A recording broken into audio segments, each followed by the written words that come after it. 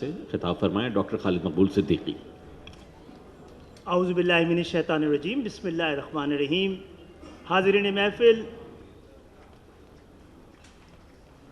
مختلف سیاسی جماعوں کے رہنما، اکابرین، السلام علیکم۔ آپ سب کی آمد کا بہت بہت شکریہ، بہت عنایت۔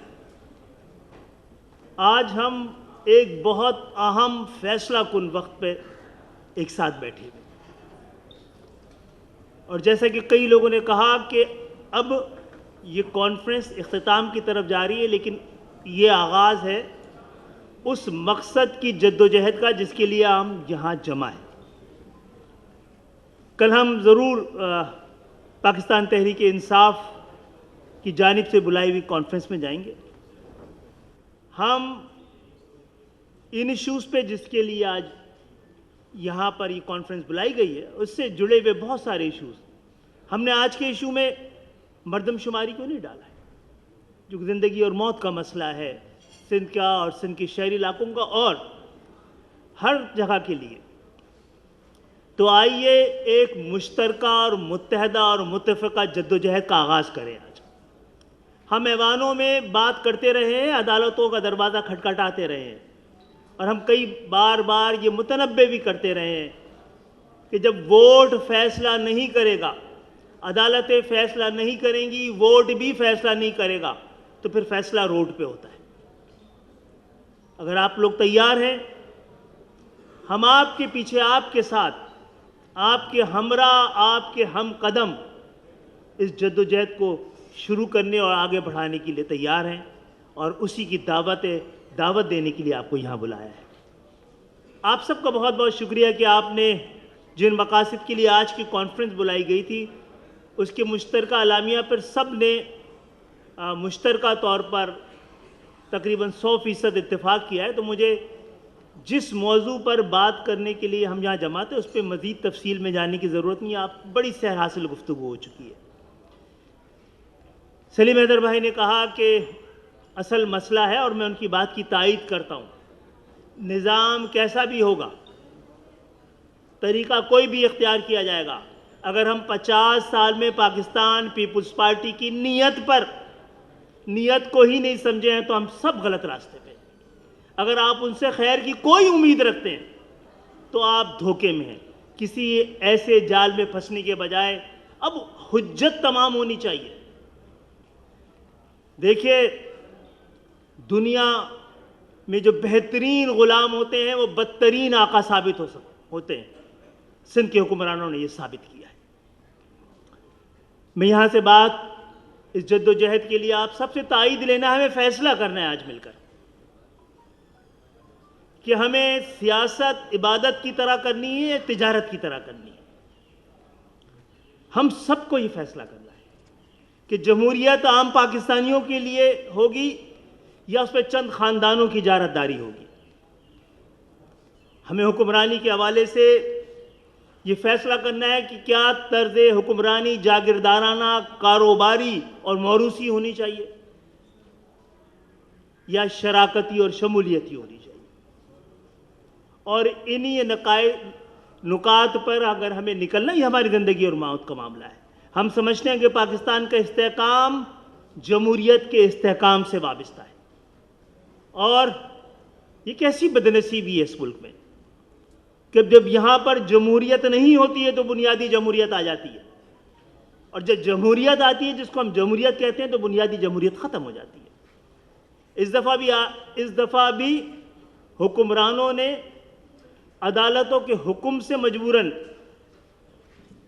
بلدیاتی انتخابات کرانے پر مجبور ہوئے ہیں۔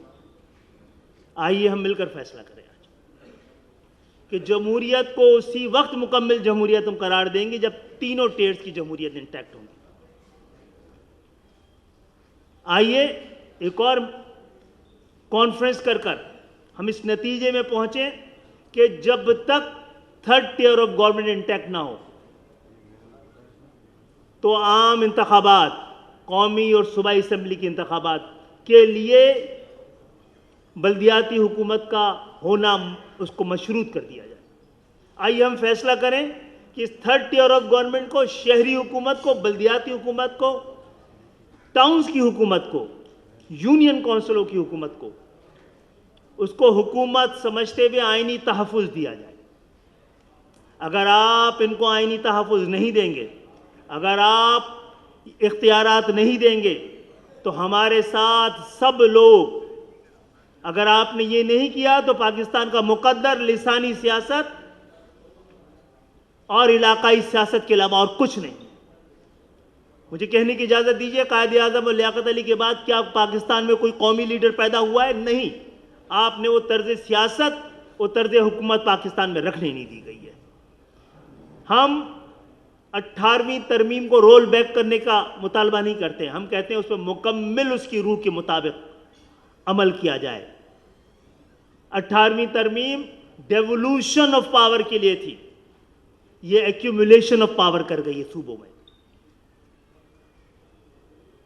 ہم اس صوبوں کو تحصیل، ڈسٹرکٹ اور ڈویژن کی طرح ایک ایڈمنسٹریٹو یونٹ سمجھتے ہیں، اس کو دھرتی ماں نہیں سمجھتے۔ اگر کوئی صوبوں کی تقسیم کو غداری کہتا ہے تو وہ سب سے بڑی غداری ہے، لیکن آج کا موضوع صوبہ نہیں ہے، اس پہ کبھی اور بحث کے لیے کر دی جائے گی۔ لیکن آپ نے نچلی سطح پر اختیارات نہیں دیے تو یہ آواز اٹھنی فطری ہے اور ضروری ہے۔ تو ہم اور آپ مل کر، سب سے پہلے ہم نے اس میں نقطہ ڈالا تھا، تو طے کر لیجئے کس دن ہم لوگ مل کر آپس میں ایک ایسا بلدیاتی ایکٹ اور نظام مل کے بناتے ہیں اور سندھ اسمبلی سے آغاز کرتے ہیں۔ یہی نظام پورے پاکستان کی مقدر کو بدلنے کا باعث بنے، ایسا نظام بنائیے جس میں ہم اقتدار کو، وسائل کو عام پاکستانی کی دہلیز تک پہنچائیں۔ آئیے آج بیٹھے ہوئے لوگ ایسے ایوان کا خواب دیکھیں جہاں پر سیاسی خانوادے اور خاندان نہ بیٹھے ہوئے ہوں، عام پاکستانی، وہ 90 اور 98% پاکستانی جن مسائل کا شکار ہے ان کو جاننے والا نہیں بلکہ ان سے نبرد آزما ہونے والے نوجوانوں کو وہاں پہنچائیے۔ ہم وہ جدوجہد جس کا تقاضا آپ سب نے کیا ہے، سلیم حیدر بھائی نے بھی، جسٹس وجی نے بھی کیا ہے، سینسس سمیت آئیے ہم آپ سے تعاون، اور آپ کو ہم اپنا تعاون دینے کو تیار ہیں۔ آئیے آرٹیکل 140A پر ہم عدالتوں میں گئے، آپ اس کے ہمارے ساتھ انٹروینئر بن جائیں، شامل ہو جائیں۔ آپ کسی اس طرح کا مقدمہ کریں گے، ہم آپ کے ساتھ شامل ہو جائیں گے۔ مردم شماری پہ ہم گئے ہوئے ہیں، یہ صرف MQM کا مسئلہ نہیں ہے، ہم سب کا مسئلہ ہے، اور صرف سندھ کے شہری علاقوں کا مسئلہ نہیں ہے، پورے پاکستان کا مسئلہ ہے۔ آئیے ہمارے ساتھ ان مقدمات میں شامل ہو جائیے اور ایک نئے مقدمے کو تیار کیجیے، ایک نیا مقدمہ رکھیے کہ پاکستان میں سب کو برابر کا وفادار اور برابر کا حقدار سمجھا جائے۔ یہاں پر بات بہت ساری ہوئی ہے جس کا جواب دیا جانا ضروری تھا لیکن موقع نہیں ہے۔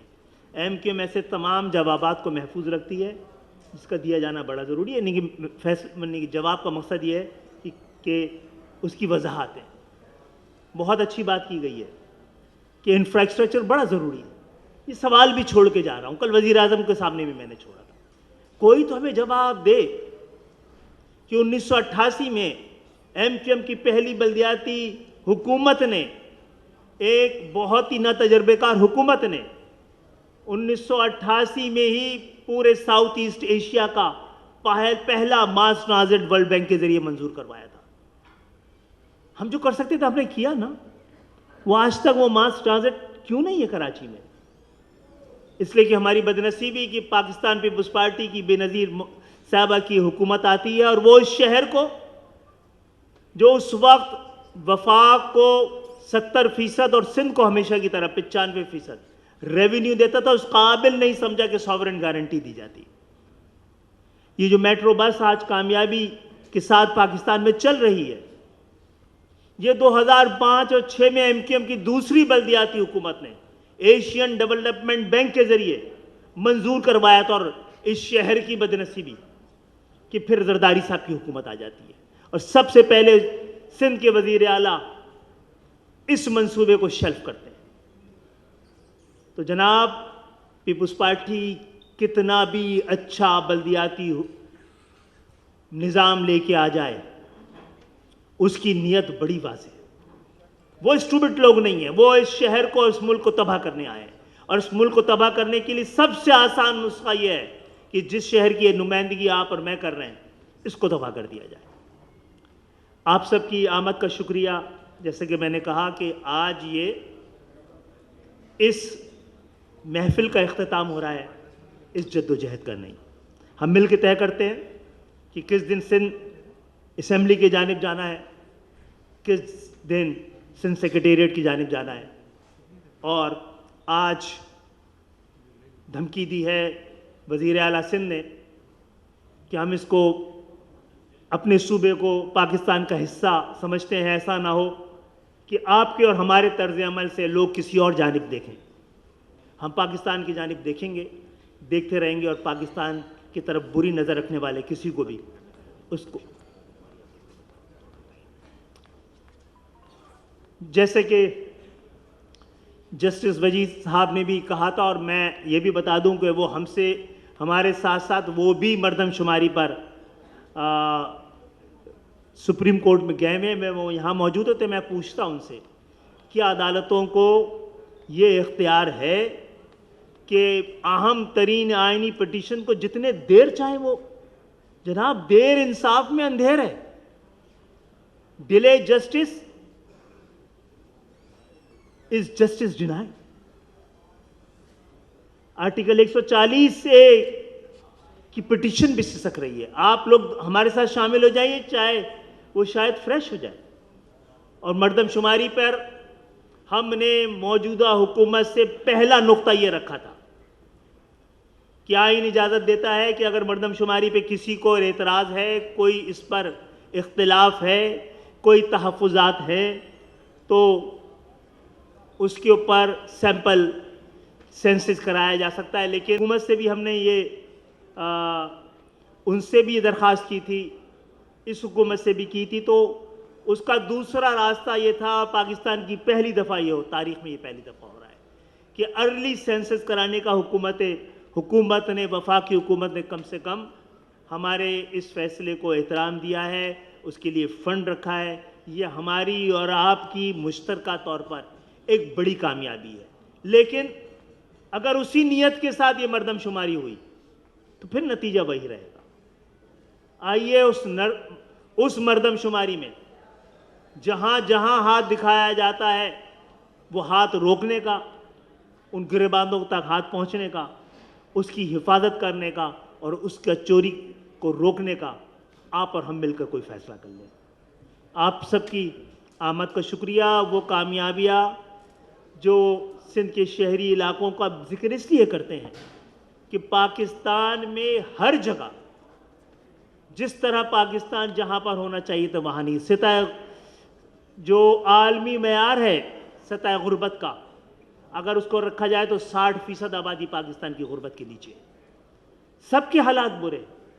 پورے ملک کو یہ سکہ بند حکمرانوں نے اسپتال میں پہنچا دیا ہے. سب لیکن جنرل وارڈ میں ہیں. سندھ کے شہری علاقے کیونکہ آئی سی یو میں ہیں، اس لیے ہم ان کے بار بار تقاضا پہلے اور اول کرتے ہیں.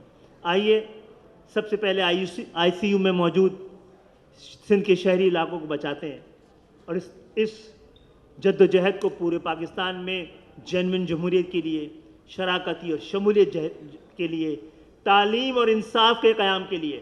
تعلیم کے حوالے سے بہت اہم باتیں کی گئی ہیں. کراچی کے لوگوں کے لیے اب میٹرک کے بعد فرسٹ ایئر اور انٹر پڑھنا بھی ناممکن بنا دیا گیا ہے.